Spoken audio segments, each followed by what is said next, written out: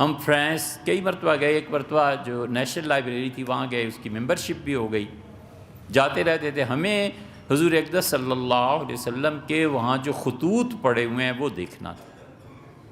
بڑی کوشش کی انہوں نے کہا یہ شعبہ ہم کھولتے ہی اس کے لیے ہیں جس نے کسی انٹرنیشنل یونیورسٹی میں 10 سال پڑھایا ہو۔ چند دن آنے جانے سے ایک صاحب تھے، ان سے الیک سلیک جیسے ہوتا ہے آدمی کہیں جائے تو کوئی مل، وہ تھے امریکن۔ انہوں نے لائبریرین کو کہا کہ یہ آتے ہیں روز، ایسے پڑھتا ہے ایسے، آپ اس کو ممبرشپ ہو گئی۔ ہم نے ان سے پوچھا کہ آپ کیا پڑھ رہے ہیں؟ انہوں نے کہا حضور اقدس صلی اللہ علیہ وسلم کے متعلق کہ ان کی شخصیت میں کیا کمزوریاں تھیں، میں کئی سال سے پڑھ رہا ہوں، اسے نوٹ کر رہا ہوں۔ عقل کا ایک لیول ہوتا ہے نا، حدیث کو جب آپ پڑھیں اور سیرت کو، تو رسول اللہ صلی اللہ علیہ وسلم کے متعلق ہی ایسی روایات آتی ہیں کہ اگر ہم بیان کریں تو اس کا جواب پوری زندگی نہ مل پائے۔ ہے وہ حقیقت، ہے وہ سچائی، ہے وہ ٹھیک منصب نبوت کے مطابق، لیکن ایسی احادیث کے عوام میں بیان کرنے کی ہوتی ہیں۔ اس نے بھی ایک ایسی حدیث سنائی۔ ہم نے کہا آپ اتنا کچھ جو لکھ رہے ہیں، تحقیق کر رہے ہیں، تو کسی مسلمان سے بھی کبھی پوچھا ہے؟ کیا مسلمان ایسے ملتے ہی نہیں، کسی سے پوچھتا ہوں تو وہ ناراض ہوتے ہیں۔ میں نے کہا اچھا سر ایسے کرتے ہیں، آج شام کافی پیتے ہیں فلاں جگہ پہ، لائڈن یونیورسٹی سویڈن۔ میں نے کہا میں وہاں جا رہا ہوں، آپ بھی جا رہے ہیں، تو وہاں کافی پیتے ہیں، پھر فرانس واپس نشست ہوئی، 1 2 پھر فرانس، پھر کئی مرتبہ، ہفتہ بھر یہ بات جاری رہی۔ ظاہر ہے میری زبان تو اتنی اچھی تھی نہیں انگلش، لیکن کچھ نہ کچھ تو کوشش کرتے رہے۔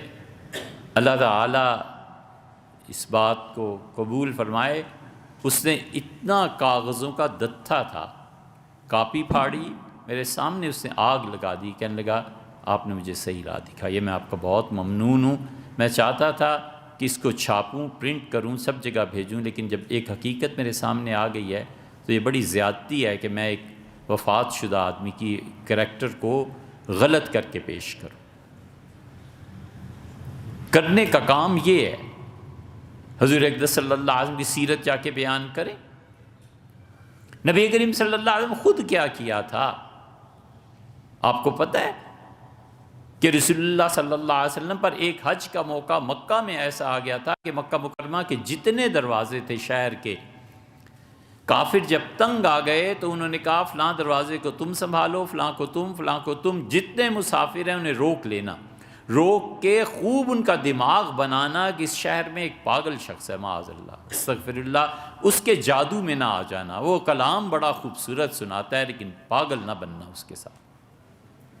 جو مکہ میں داخل ہوتا تھا حرم شریف کی طرف، ادھر حضور صلی اللہ علیہ وسلم کو دیکھ کے منہ پھیر لیتا تھا کہ یہ وہ جادوگر۔